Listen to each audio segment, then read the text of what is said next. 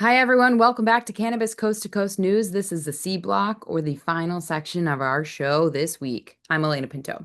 Here's a final reminder to download the PCM TV app from the Google Play or App Store. It's free. And yes, you can scan the QR code on the screen and that will take you right there. So you won't even have to remember to put the space between the PCM and the TV when you search. The cannabis industry has been holding its breath halfway through 2025. A survival has become the focus, not making profits. In fact, there have been quite a few multi-state operators who are cutting their losses and shutting down their operations in states that just haven't been able to make it. For instance, Terr Ascend is leaving Michigan, and Forefront Ventures is going into receivership. Needless to say, the question is, has the market plateaued? In medical-only states like Florida, MSOs like Curaleaf are shutting down their medical-only operations and opening hemp stores. This is an industry with thin profit margins because of the over-regulated compliance rules. Combined with unfair federal tax rules like 280E, it's a real challenge to keep the doors open.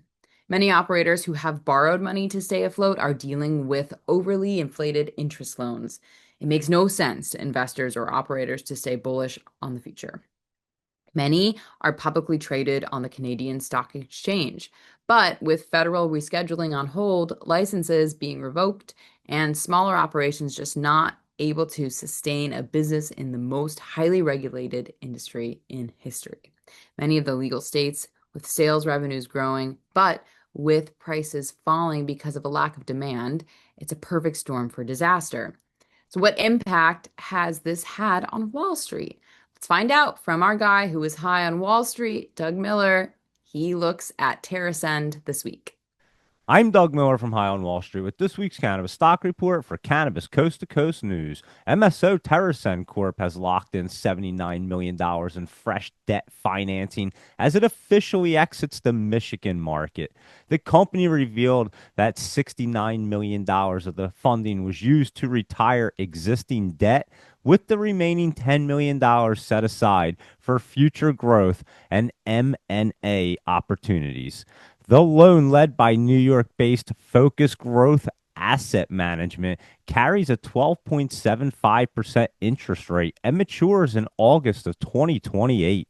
Terr Ascend's executive chair, Jason Wild, said the deal extends most of their debt until late 2028 and gives the company more fuel for expansion.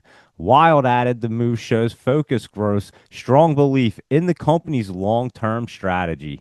Earlier this month, Terr Ascend announced it is exiting Michigan after full operational review. The company's unloading all assets in the state, including 20 dispensaries and 4 grow facilities, assets it aggressively acquired during its 2021-2022 expansion spree.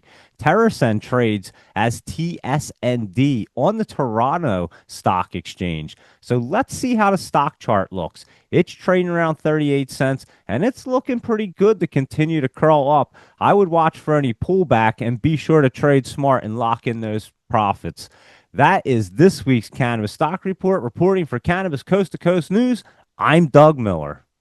One of the most well-known brands that operates in many states and 5 countries is Cookies, founded in 2010 by the rapper Burner and his San Francisco-based grower Jay, also known as the Cannabis Whisperer.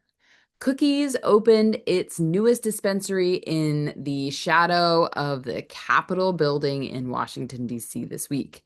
According to reports, the opening was a tad underwhelming, but bringing the iconic brand to D.C. has significance for their CEO, James Caan, whose family has its roots in the District of Columbia.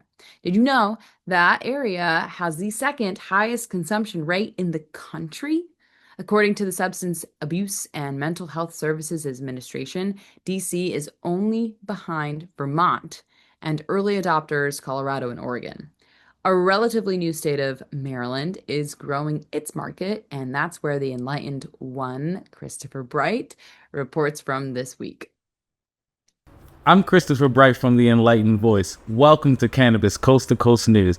I'll be bringing you the latest cannabis headlines from Maryland.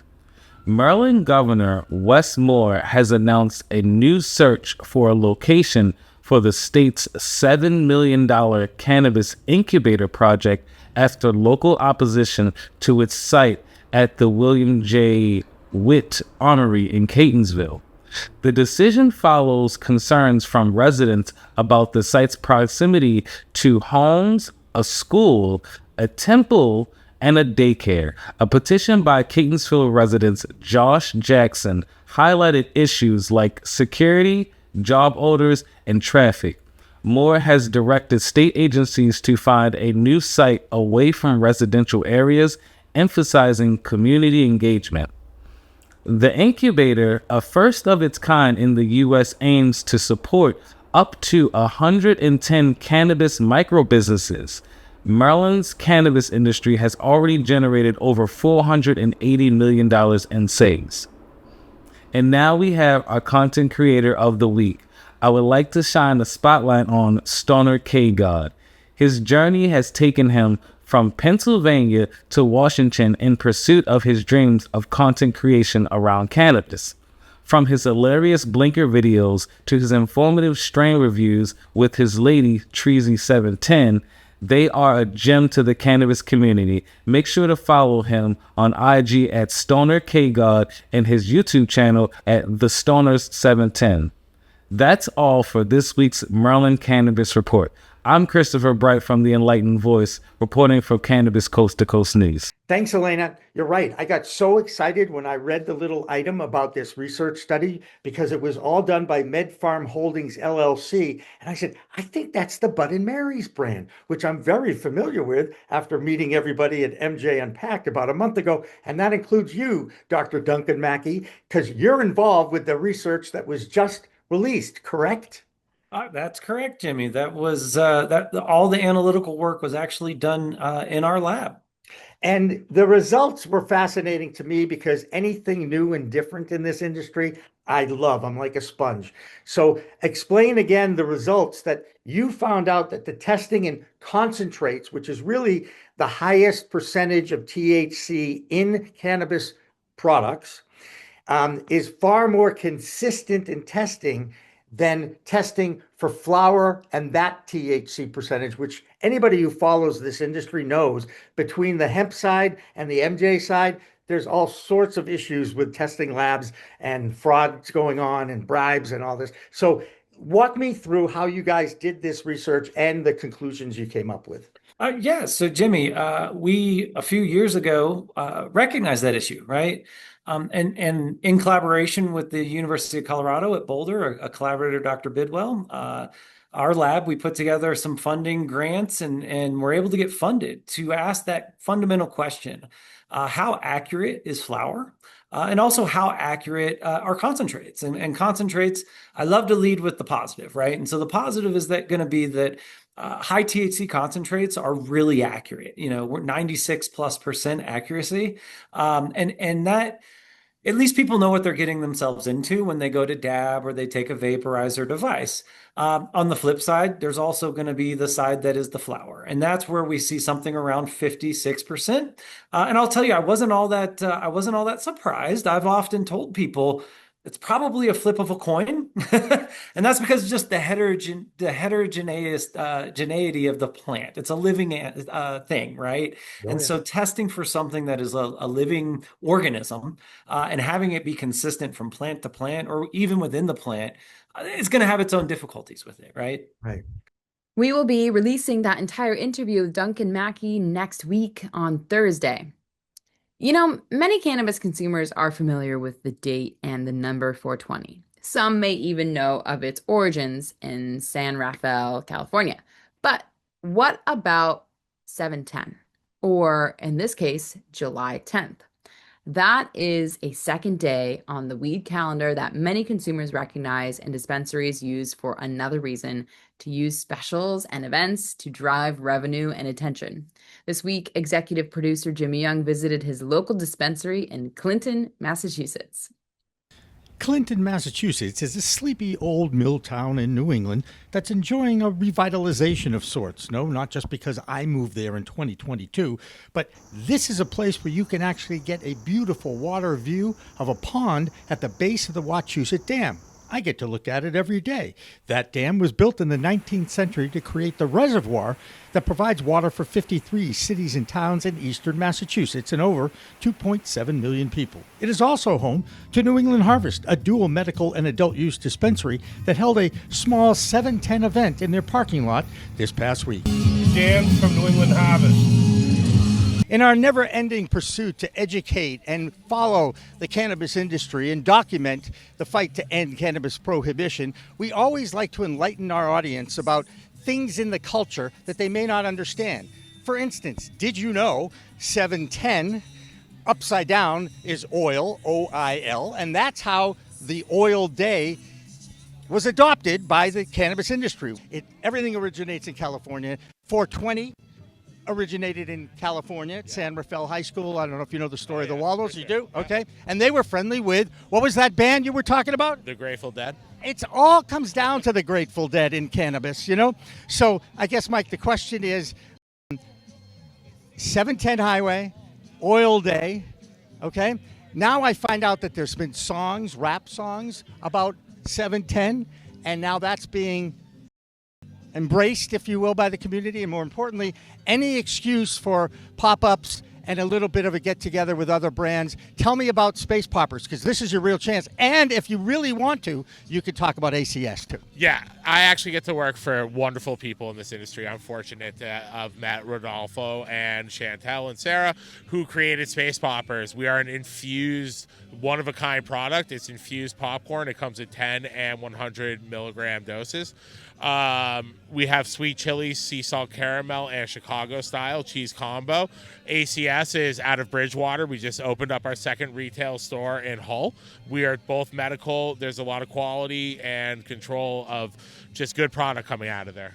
In Clinton, Massachusetts, I'm Jimmy Young reporting for Cannabis Coast to Coast News.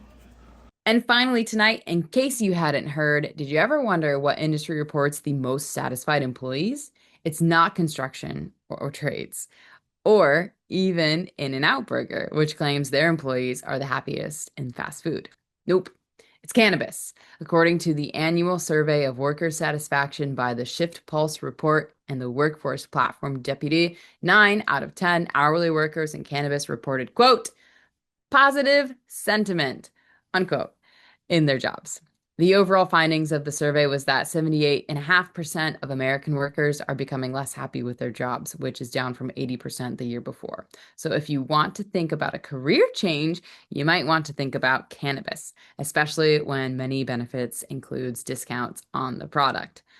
That'll do it for this week's Cannabis Coast to Coast News. I'm Alaina Pinto. We will see you next time, but don't forget, it's a whole new world of weed out there, so consume it responsibly.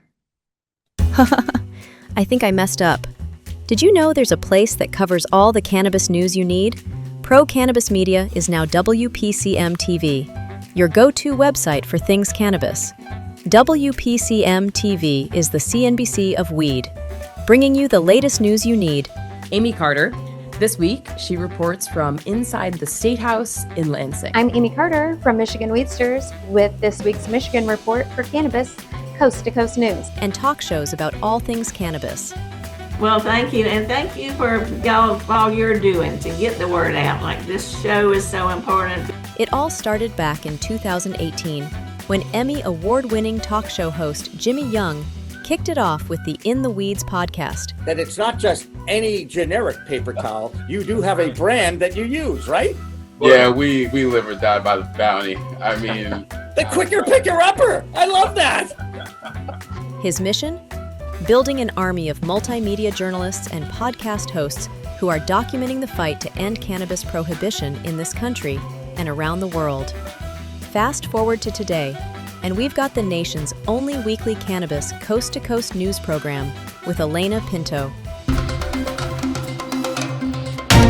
Hi, everyone. Welcome to this week's Cannabis Coast to Coast News, WPCM TV's weekly production of the fight to end cannabis prohibition in this country and around the world. I'm Alaina Pinto. Delivering the nation's only TV news-style program. Since June 2021, WPCM TV has racked up over 1.3 million views with 17 million impressions and picked up over 16,000 subscribers on YouTube alone. Now we even have our own app, For more information, contact the team at doublepcmtv.com